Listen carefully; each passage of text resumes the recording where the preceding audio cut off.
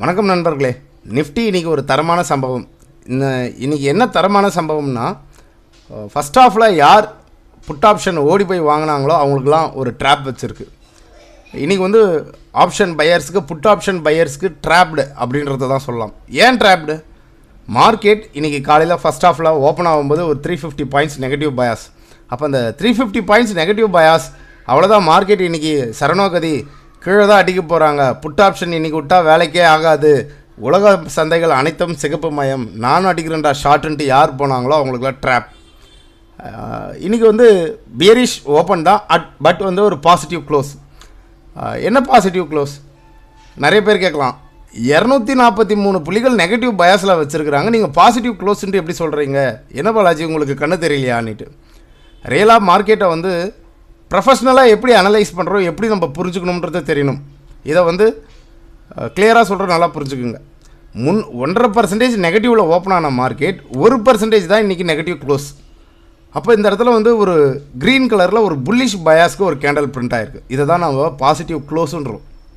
எப்படி positive க்ளோஸ்னால், gap down opening நடைபெற்றது, நம்ம டிஸ்கஸ் பண்ணது லாஸ்ட் வீடியோவில். இந்த ஜோனுக்கு கீழே இந்த இடத்துல ஒரு சப்போர்ட் போட்டுட்டு இந்த சப்போர்ட்டுக்கு கீழே உடச்ச உடனே எல்லாருமே ஷார்ட் பண்ணியிருப்பாங்க. எஸ், இங்கே ஷார்ட் பண்ணி இங்கே வந்து மார்க்கெட் ஓப்பன் ஆனதே இங்கே தானே. அப்போ இங்கேருந்து மார்க்கெட் என்ன ஆக போகுது, கீழே இப்படி தான் விழப்போகுதுன்ட்டு இங்கே யார் ஷார்ட் பண்ணாங்களோ அவங்களுக்குலாம் மார்க்கெட் என்ன ஆச்சு, ஃபஸ்ட் ஹாஃபில் ட்ராப் வச்சு மேலே தூக்கிட்டு போச்சு.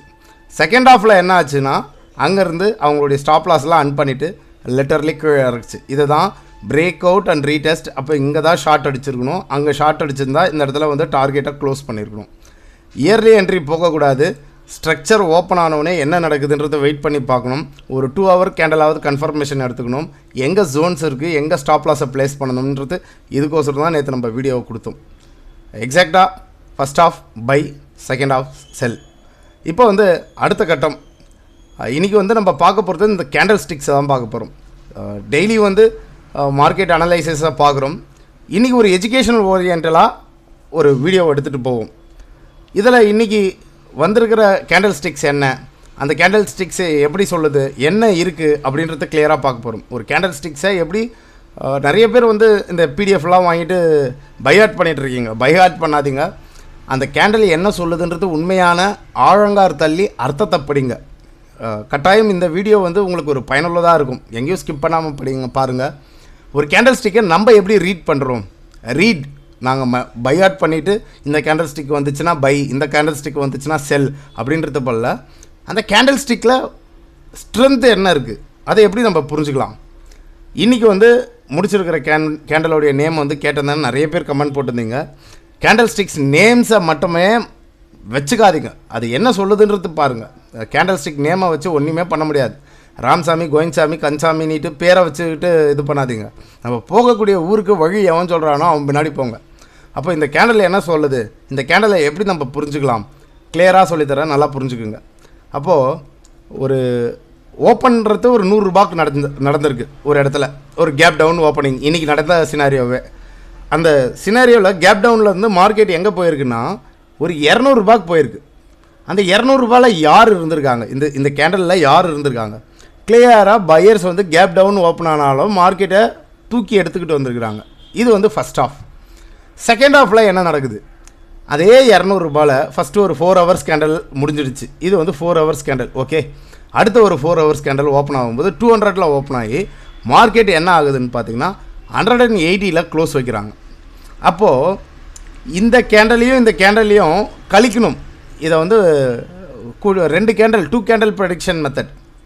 இந்த 2 கேண்டலில் நம்ம கழிச்சிட்டு வரக்கூடிய ஆன்சர் என்னென்னா இன்றைக்கி வந்த கேண்டல். அப்போ இந்த கேண்டல் எப்படி ஓப்பன் ஆகிருக்கு நல்லா பாருங்கள். ஒரு 100 ரூபாயில் ஓப்பன் ஆச்சு, ஒரு 180 ரூபாயில் க்ளோஸ் வச்சுருக்கு. மார்க்கெட் ஹை போனது 200 ரூபா.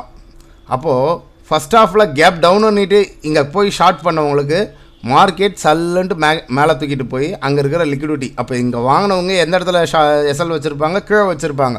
அப்போ எஸ்எல்லாம் அன் பண்ணிவிட்டு மார்க்கெட் மேலே போயிடுச்சு. அப்போ மார்க்கெட் இங்கேருந்து மேலே தான் போகுதுன்ட்டு இங்கே வாங்கினவங்களுக்கு அவங்களுக்கு எஸ்எல் அன் பண்ணிவிட்டு கீழே வந்துச்சு. இப்போ இந்த கேண்டலில் யார் இருக்கிறாங்க, ஒரு பையர்ஸ் வந்திருக்காங்க, அடுத்தது செல்லர்ஸும் வந்திருக்காங்க. ஆனால் இந்த 20 புள்ளிகள் யார் ஏற்றத்துடன் முடிவு பெற்ற வச்சுருக்காங்க பார்த்தீங்கன்னா இந்த 20 பாயிண்ட்ஸ் இந்த இடத்துல வந்து யார் டாமினேட் பண்ணியிருக்காங்கன்னா பியூர்லி பையர்ஸ். ஸோ ஒரு இன்வெர்டட் ஹேமர் இது வந்து ஒரு சப்போர்ட்டில் வருதுன்னா மறைமுகமாக பையர்ஸ் உள்ளே இருக்காங்க. வெறும் இந்த 20 பாயிண்ட்ஸ் தான் பை சைடில் வந்திருக்கு. ஆனால் நெகட்டிவ் பயாஸ்லாம் அதிகமாக இருந்தாலும் பையர்ஸ் வந்து நீ என்ன தான் அடித்தாலும் நான் உங்களுக்கு ரூம் கொடுக்கலன்னிட்டு ஸ்ட்ராங்காக ஹோல்ட் பண்ணுறாங்க. அதை தான் சொன்னது. அந்த 23,000ன்றது ஒரு ஸ்ட்ராங்கான சப்போர்ட்டாக ஆக்ட் ஆகும். இங்கே ஸ்டாப் லாஸ் ஹண்டிங் நடைபெறும். அதுக்கு கீழே ஒரு விண்டோ ஓப்பனிங் நடைபெற்று மார்க்கெட் ரீடெஸ்ட் ஆச்சுன்னா தான் நம்ம செல் பண்ணணும், ஷார்ட் செல் பண்ணணும். அதுதான் பிரேக் அவுட் அண்ட் ரீடெஸ்ட் அப்படின்னு சொன்னோம். மார்க்கெட் இன்றைக்கி அது தான் ஒபே பண்ணியிருக்கு. இந்த கேண்டில் ஸ்டிக்கை ஈஸியாக புரிஞ்சுருப்பீங்கன்னு நினைக்கிறேன். ஓகே, நம்ம டைரெக்டாக போய் சார்ட்டில் பார்ப்போம். இப்போ என்னென்ன நடந்தது, என்னென்ன சினாரியோ நடந்தது, இது எப்படி மார்க்கெட்டில் ரெஸ்பெக்ட் பண்ணுச்சுன்றது சார்ட்டில் பார்ப்போம். ஓகே, நிஃப்டி இன்றைக்கி வந்து எப்படி முடிச்சிருக்கிறாங்கன்னு பார்த்தீங்கன்னா, ஃபஸ்ட் ஹாஃபில் ஒரு கேப் டவுன் ஓப்பன் ஆச்சு. கேப் டவுன் ஓப்பன் ஆனதுலேருந்து மார்க்கெட் ஸ்ட்ராங்காக ரெக்கவரி ஆச்சு. அந்த ரெக்கவரி ஆகிற இடத்துல நம்ம ஒரு புட் ஆப்ஷனுக்கு ஜோன்ஸை பார்த்துருக்கலாம். அந்த ஜோன்ஸ் எப்படி போடலான்னு பார்த்தீங்கன்னா, இதுக்கு முன்னாடி சப்போர்ட்டாக ஆக்ட் ஆகிட்டு இருந்தது. அப்போது ப்ரீவியஸ் லோ இங்கே சப்போர்ட்டடாக இருந்தது, இங்கே சப்போர்ட்டடாக இருந்தது, இங்கே சப்போர்ட்டடாக இருந்தது. இந்த சப்போர்ட்டை உடச்சி தான் மார்க்கெட் கீழே வந்தது. அப்போ நீங்கள் அப்படியே வந்து லோயர் டைம் ஃப்ரேமில் கன்வெர்ட் பண்ணுங்கள். ஃபஸ்ட்டு வந்து நம்ம பார்த்த எக்ஸாம்பிள் சினாரியோவை பார்த்துருவோம். ஒரு புல்லிஷில் வந்தது, செல்லர்ஸ் வந்து டாமினேட் பண்ணாங்க. பட் வந்து செல்லர்ஸ் வந்து ஆக்டிவாக இருக்கிறாங்க, பையர்ஸ் வந்து விட்டு கொடுக்கல அப்படின்றத ஒரு கான்செப்டை புரிஞ்சுக்கணும். அப்போ நம்ம எப்படி சார் இந்த இடத்துல ஷார்ட் பண்ணியிருக்கலாம்? ஒரு 15 மினிட்ஸ் கேண்டலை கன்வெர்ட் பண்ணிங்கன்னா உங்களுக்கு கிளியரான ஒரு ஐடியா கிடச்சிருக்கும், ஒரு என்ட்ரி ஸ்ட்ராட்டஜி கிடச்சிருக்கும். ஒரு ரிவர்சல் சைனுக்கு உண்டான கேண்டல் என்ன, ஒரு ஈவினிங் ஸ்டார்னால் என்ன? ஈவினிங் ஸ்டார்ன்றது எல்லாருக்கும் தெரிஞ்சிருக்கும். ஒரு ரெசிஸ்டன்ஸில் 2 candle 3 candle prediction method. First 2 bullish candle, third one engulfed candle. அப்போ அந்த third one engulfed candle, first 2 bullish candle எதுனா, இது ஒரு புல்லிஷ் கேண்டல், இது ஒரு அப்பர் சைடு ரிஜெக்ஷன் கேண்டல். அப்போது ரெசிஸ்டன்ஸ் போனோடனே ஹிட் ஆகுது. இப்போ இந்த கேண்டல் ஒரு 2 கேண்டலையும் என்கல்ஃப் பண்ண மாதிரி வருதுங்க இல்லையா, இதுதான் ஒரு ஈவினிங் ஸ்டார். அப்போது ஒரு ஈவினிங் ஸ்டார் வந்தவொடனே அந்த ஸ்டாருக்கு கீழே ஓப்பன் ஆகும்போது இங்கே நம்ம என்ட்ரியை கொடுத்துட்டு நம்மளுடைய ஸ்டாப் லாஸ் இங்கே மெயின்டைன் பண்ணணும். அப்படி மெயின்டைன் பண்ணியிருந்தோன்னா மார்க்கெட் வந்து இந்த புள்ளிகளை இன்றைக்கி கிளியராக எடுத்துகிட்டு வெளியே வந்திருக்கலாம். ஒரு 128 புள்ளிகள் நான் எடுத்தவொடனே இங்கே போய் அடிச்சிடலாமா சார்னா அடிக்கக்கூடாது. நம்மளுக்கு கன்ஃபர்மேஷன் வரணும். Trend is your friend. Confirmation இல்லாமல் நம்ம போனோம்னா மாட்டிப்போம். அப்போ ஒரு கேண்டல் ப்ரெடிக்ஷன் எவ்வளோ முக்கியன்றது உங்களுக்கு புரிஞ்சிருக்கும். ஓகே, இருந்தாலும் இந்த லார்ஜ் புல்லிஷ் கேண்டலை மார்க்கெட் இங்கே ரீட்டைன் பண்ணது அந்த 23,000 உடைக்காத ஒரு காலம் மார்க்கெட் இதுக்கு கீழே போகாது. அப்கமிங் டேஸஸில் ரெசிஸ்டன்ஸாக இருக்க போகிற ஜோன் வந்து இந்த 23,630. அப்போது ஸ்ட்ராங்கான சப்போர்ட்டாக இருக்கக்கூடிய ஜோன்ஸ் எதுவாக இருக்குன்னு பார்த்தீங்கன்னா இந்த 23,667 அண்ட் தென் 23,000. இது வந்து ஒரு ரேஞ்ச் பவுண்டு மார்க்கெட்டாக அப்கமிங் டேஸஸில் இந்த வாரத்துக்கு நிஃப்டியை உருட்டுவாங்க.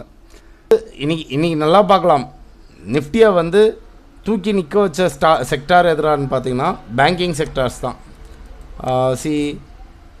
பேங்க் நிஃப்டி விழாத ஒரு காலம் மார்க்கெட் அவ்வளோ சீக்கிரத்தில் விழாது. ஏன் விழாதுன்னா இந்த இடத்துல ஒரு ஸ்ட்ராங்கான சப்போர்ட் இருக்குது. அதை விட பேங்க் நிஃப்டி ஆல் டைம் ஹைலேருந்து அடித்து இறக்கிட்டாங்க.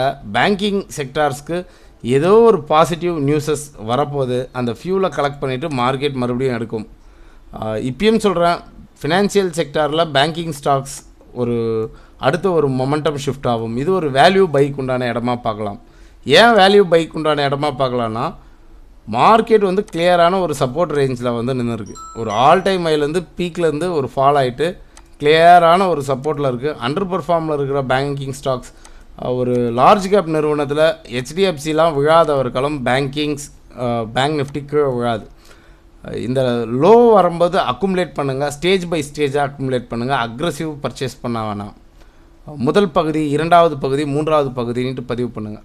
This R the levels Nifty and bank Nifty. ஒரு கேண்டில் ஸ்டிக்ஸை எப்படி நீங்கள் புரிஞ்சுக்கணுன்றது தெளிவாக புரிஞ்சுருப்பீங்கன்னு நினைக்கிறேன். புரிஞ்சுக்கிட்டிங்கன்னா கமெண்ட் செக்ஷனில் கமெண்ட் பண்ணுங்கள். மேலும் இது போல் ஒரு டெப்த்தான கேண்டில் ஸ்டிக்ஸை பற்றி ஒரு சீரியஸாக போடணுன்னா கேண்டில் ஸ்டிக்ஸ்ன்றது கமெண்ட் பண்ணுங்கள். மற்றும் ஒரு பதிவில் உங்களை சந்திக்கிறேன். நன்றி, வணக்கம். பார்க்கக்கூடிய நண்பர்கள் ஒரு லைக் பண்ணுங்கள், சப்ஸ்கிரைப் பண்ணுங்கள். உங்களுடைய ஃப்ரெண்ட்ஸ் அண்ட் ஃபேமிலிக்கு நம்மளுடைய சேனலை ஷோ பண்ணி கொடுங்க. நன்றி, வணக்கம்.